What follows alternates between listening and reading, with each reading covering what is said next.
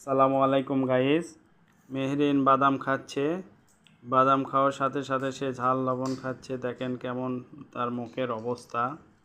বাদামে থাকা মনো আনস্যাচুরেটেড ও পলি unsaturated fat ভালো চর্বি, যা রক্তের কোলেস্টেরল মাত্রা ঠিক রাখে এবং হৃদরোগের ঝুঁকি কমায়।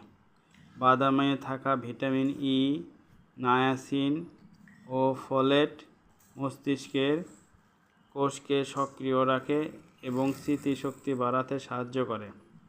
বাদামে প্রচুর ক্যালসিয়াম থাকে, যা হাড় ও দাঁতকে মজবুত ও শক্ত করে।